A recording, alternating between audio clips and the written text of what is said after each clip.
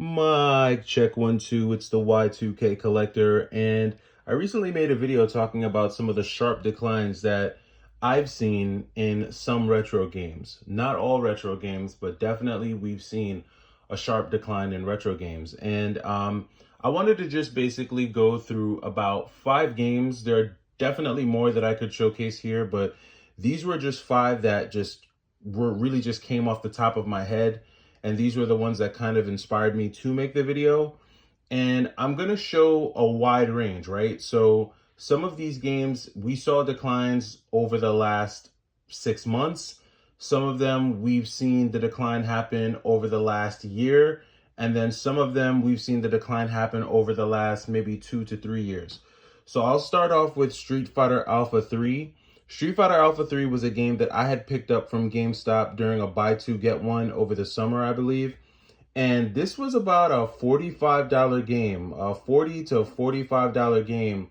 I want to say just over the summer. And if you look at price charting between like the spring and August, the value of Street Fighter Alpha dropped on price charting anyway from about $40 to $41 to roughly $30. That's like a 25% hit in a matter of a month, or not a month, sorry, in a matter of a few months. So, and I noticed that just because I use the GameEye app, and GameEye updates pretty much every couple hours, really. I feel like it's constantly updating the prices. Every time you load it up, it'll load up the new pricing data. And I just remember seeing how quickly Street Fighter Alpha had dropped. And I was like, man, didn't I just buy this game for like $42? Why is it $30 now? And I couldn't really put my finger on what the cause was for the price drop. But I have seen where the price of this game has dropped, and the asking price has gone down. So, and even if the asking price hasn't gone down, definitely you're seeing where people are winning bids for this game for in the 30s. So this is definitely one that kind of shocked me when I saw the price drop. I mean, it's all good. I'm a huge fan of Street Fighter Alpha 3. This is staying in the collection, but this is definitely one of those games that I definitely saw a price drop happen very quickly. Granted, some might say, well, a $10 price drop isn't that much, but that's 25% of the value of the game over the course of maybe 5 to 6 months. To me, that seemed like a big drop, but to others, that might not be a big drop. But this is definitely one of the games I wanted to show. The second game that I wanted to show was N3-2. So this is 99 Nights Part 2. And this was a game that I picked up as well from GameStop. I had bought a massive number of games, 360 games that they had just taken off of trade hold. And this was one that I was able to pick up for a good price. Now, at the time that I bought this game, here's the crazy part. At the time that I bought this game was, when I looked on price charting, they had this listed at like between 55 and 53 bucks for this game. And if you look at it like on price charting this spring, this game was roughly around between $55 and $58. Today, 99 Nights Part 2 is all the way down to $38. So that's a $20 drop on a game that's only around 50 bucks or so. So that's a significant drop. That's like 30 or more percent on a game for it to just drop that quickly. Now, I understand that Xbox 360 prices were inflated definitely once the announcement of the store closing took place. So I kind of knew that the price of the games were going to shoot up. But GameStop still hadn't caught up to some of the prices for some of these 360 games. So, you know, this game was still priced fairly decently. I can't remember exactly what I paid for this, but I don't think it was more than 15 bucks. So to me, it was a really good deal, especially considering what price charting had it listed for at the time. Now, this game still is listed at like $38 on price charting. But again, that's a huge drop off from its high of 58 bucks, 60 bucks. I'm glad I didn't pay $60 for this game. Otherwise, I'd really be looking for some type of rebate. But for those who did buy this game or did spend the 58 bucks, to see it drop down to 38 in a matter of months, that's a sharp decline, in my opinion. Anyway, to me, you guys can let me know what you think down in the comments. But this is a 360 game. So we've shown a 360 game. We've shown a Game Boy Advance game. Now I want to take a look at a Wii U game because I want to go across different systems here.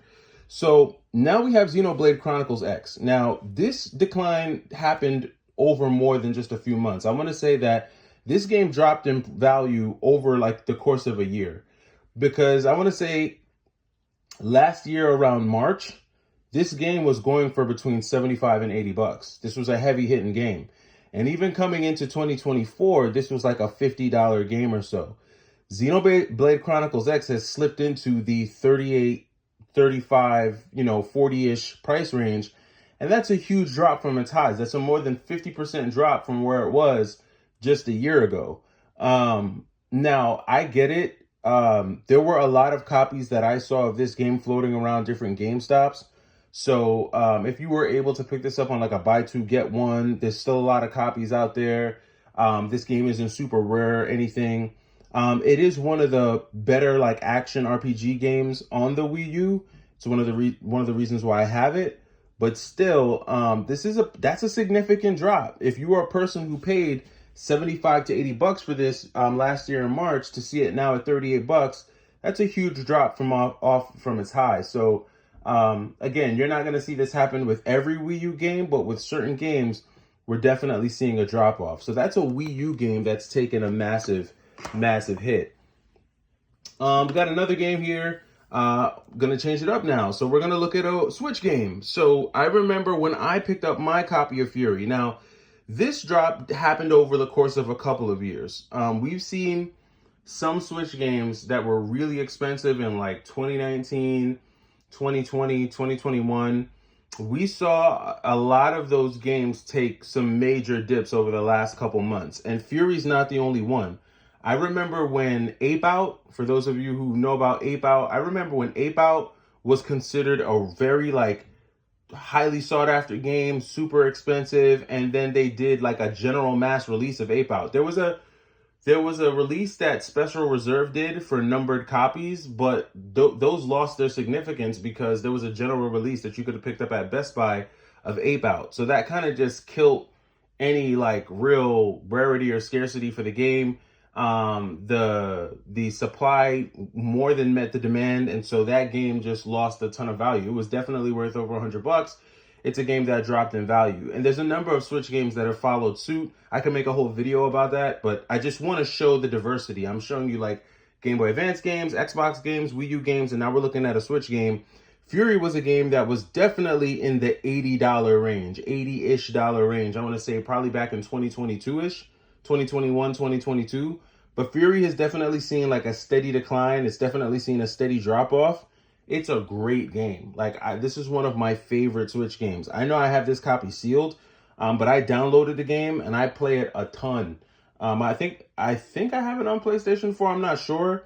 I've never really been into like boss rush battle games, but the way they do this game is sick. It's like a hack and slash shoot 'em up game that requires a lot of reflexes and reaction and anticipation to be able to beat each boss. And they come back to back to back. And this one's a heart pounder. It'll get your palms sweaty. It's one of those types of games.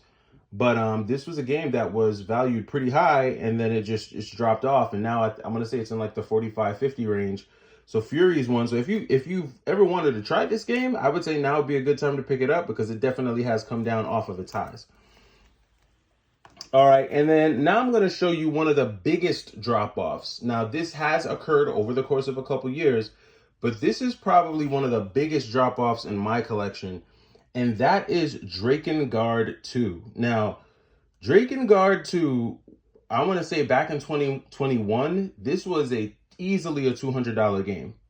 Because the first Drakengard, I want to say, is still pretty pricey.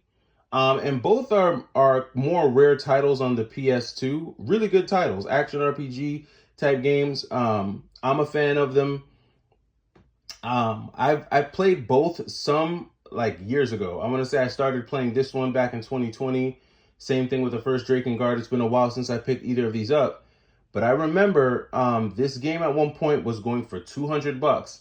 Drakengard 2 now is like barely $60, if that. It's like it's between $50 and $60 for this game, which is a humongous drop off from its highs. I mean, crazy. That's like way more than 50% discount. And so if you ever wanted to add this game to your collection and you thought it was too expensive, nah, go ahead and see if you can find a copy of this game on eBay, because right now it's probably the cheapest it's been in the last 4 years or so. So those are just some of the games. Those are just 5 games that I just wanted to share. Just because I know a lot of times when, I make certain statements on the channel, if I don't take the time to like show you the game and like give you like the reference points of where I'm coming from, it might just seem like a broad statement. But there are definite drop-offs in terms of pricing when it comes to certain retro games. I think it just depends on the type of collector you are. If you're only collecting for one system or 1 or 2 systems, and you're not collecting for a vast, array of systems, you won't notice like certain changes, in the retro gaming market. I check GameEye regularly because there are games that I have on my wish list, and I check GameEye to try and see when those games have dropped low enough to make it worthwhile to purchase. But at the same time that I'm doing that, I'm also looking at my inventory and seeing where, some of my games are, in part because I do sell some of the games out of my collection that I don't want whenever I'm, purifying my collection, or I'm kind of trimming some of the fat. So GameEye is definitely a great app to use just as a quick reference point. If you ever kind of want to know what the current status is when it comes to the value of some of your games. But let me know what you think down in the comments. Let me know if you have any games that you've seen drop in value 25%, 30%, 50%, 60%. Let me know down in the comments if you have any games in your collection that have fallen off of their highs. And you can go back as far as 2020, right? We know that 2020 was the high point for games. We know 2020 was like the climax when it comes to retro game prices. But let me know down in the comments if you have games in your collection that have fallen off the pricing charts since 2020. All right, that does it for me. It's the Y2K Collector. Hopefully you're having a great Wednesday. Happy Hump Day.